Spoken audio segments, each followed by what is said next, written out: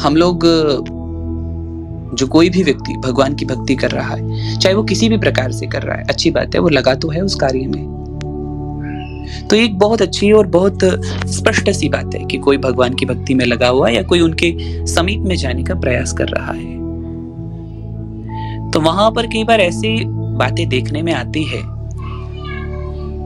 कि कुछ लोग ऐसे मिलते हैं वहां पर जो उनको उनके मार्ग के विषय में, उनके इष्ट के विषय में बहुधा ऐसी बातें लेकर के आते हैं कि अपने साधन, अपनी पूजा, अपने भगवान की बड़ाई करते रहते हैं। बहुत अच्छी बातें करनी चाहिए, भगवान की बड़ाई करनी चाहिए, उनके बारे में चर्चा करनी चाहिए, अच्छी बात है। किंतु कई बार हम अति उत्साहित हो जाते हैं और हम अति उत्साह में आकर के ये भूल जाते हैं कि हम सामने वाले की मन को आहत कर रहे हैं। कैसे कि हम बड़ाई करते करते कब दूसरे भगवान की निंदा करने लगते हैं। माने देखिए, भगवान एक ही है, किंतु जिस साधन को लेकर के वो चल रहा है, हम कोई किसी साधन को लेकर चलते हैं, एक साधन हमारे हैं, तो कई बार क्या होता है कि हम उसके साधन विशेष की निंदा करने लगते हैं, दूसरे की पूजा की, दूसरे के इष्ट की निंदा करने लगते हैं। ये मैं वह बात बता रहा हूं जो मैंने स्वयं देखी है, स्वयं जिसको एनालाइज किया है, स्वयं जिसका अनुभव है, इसलिए इस बात को रख रहा हूं कि कई बार हम इतने अति उत्साहित हो जाते हैं कि दूसरे के इष्ट की निंदा करना, दूसरे के साधन की निंदा करना, दूसरे के पूजा की निंदा करना, कई बार ऐसे करने लगते हैं। किंतु थोड़ा सा इस पे विचार करना चाहिए हमें कि यदि हमारे अंदर थोड़ा सा भी विवेक है, थोड़ी सी भी बुद्धि है, तो हमें इन प्रकार की बातों से बचना चाहिए, इसका प्रयास करना चाहिए कि थोड़ा सा समझने का प्रयास करना चाहिए कि सब रूपों में ईश्वर ही तो है, सब साधनों में वही एक है, सब पूजा के मूल तो भगवान ही हैं। भाई, आप जिसकी निंदा कर रहे हैं वो एक ही तो ईश्वर है, एक ही तो ब्रह्म है जो अलग अलग रूपों में व्यक्त है। वह परम तत्व तो एक ही। आज हम विराट स्वरूप के दर्शन कर रहे हैं, विराट स्वरूप का अर्थ क्या है? यही तो है कि एक ही है सब कुछ, सबका सार एक ही ब्रह्म है, एक ही ईश्वर है, एक ही भगवान है।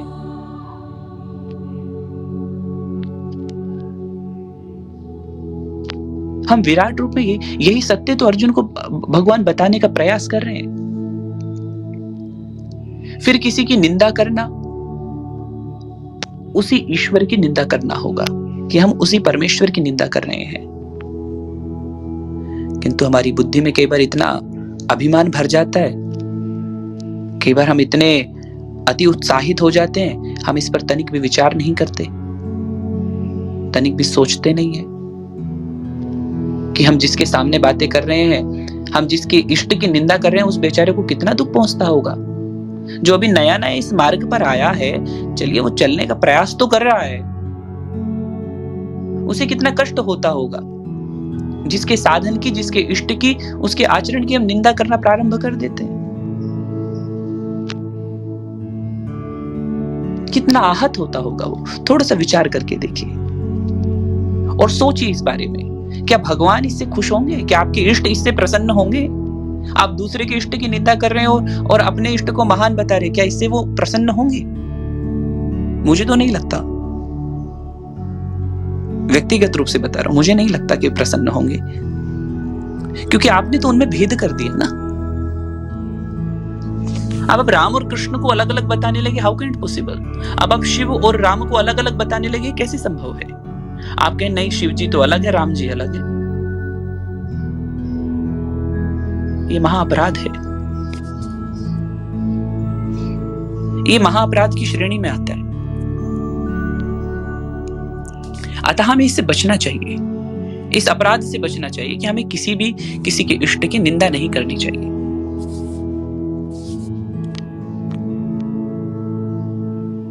थोड़ा सा विचार कीजिए, कोई सीधा साधा व्यक्ति, कोई सरल व्यक्ति भगवान में लगा है, उनमें एकनिष्ठ होने का प्रयास कर रहा है, उनकी ओर बढ़ने का प्रयास कर रहा है, उनसे अपने मन को लगा रहा है। समस्या क्या है? और आप उसके साधन में बुराई निकाल रहे हैं। कुछ तो सोचिए। अपने साधन की प्रशंसा करना अच्छी बात है, कीजिए, अपने साधन का चिंतन कीजिए, मनन कीजिए, उनकी कृपा पर बलिहारी जाओ, किसी ने कोई मना नहीं किया। परंतु किसी दूसरे के भक्ति भाव की कभी निंदा नहीं करनी चाहिए, दूसरे की भक्ति की कभी निंदा नहीं करनी चाहिए। वो तो ऐसे करता है, अरे वो तो वैसे करता है, अरे वो तो जब देखो ऐसे ही बोलते रहते हैं, उन्हें नहीं पता भक्ति का। ये नहीं करना चाहिए, ये अपराध है।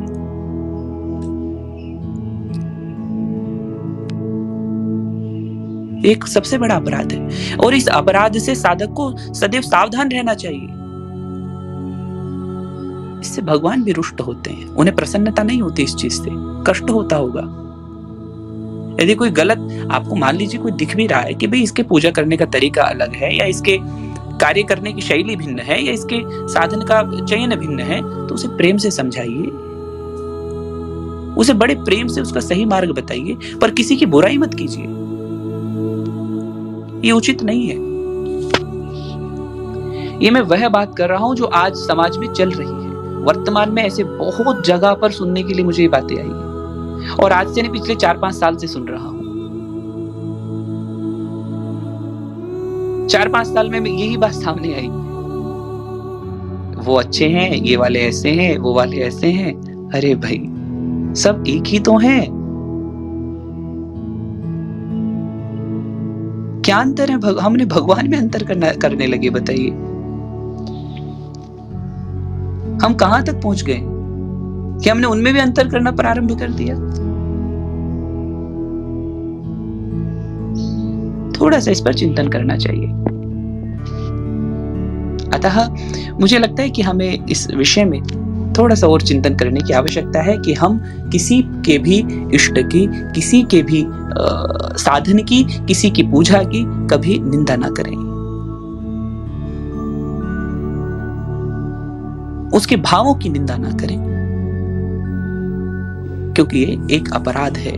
कई बार हम अति उत्साहित हो जाते हैं, प्रशंसा करते करते कब दूसरे की निंदा पर आ जाते पता ही नहीं चलता।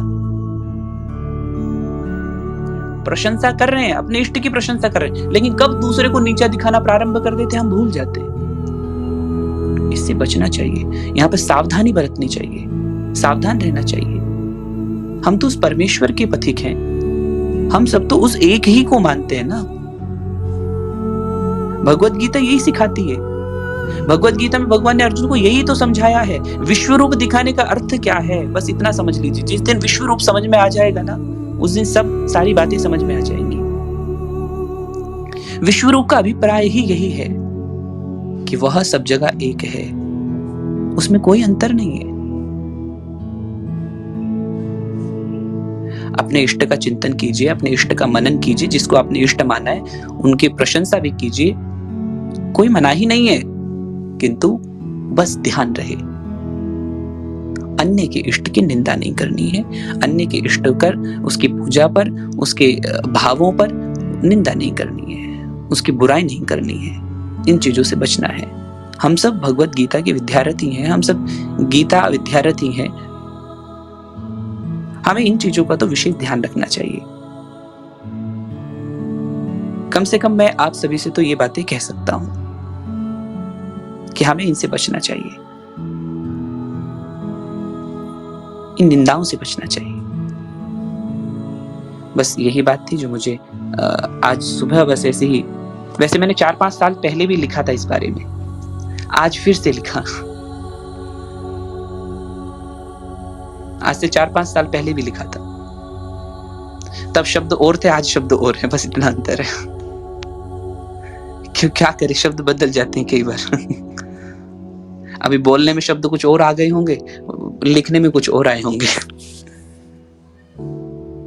वेल, अभी मुझे लगता है कि सबको स्पष्ट हो गया होगा।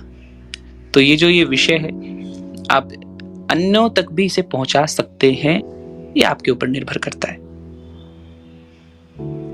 ये जो लेख है इसीलिए लिखा है ताकि अन्यों तक भी पहुंचे, तो आप पहुंचा सकते हैं, ये आपके ऊपर निर्भर है।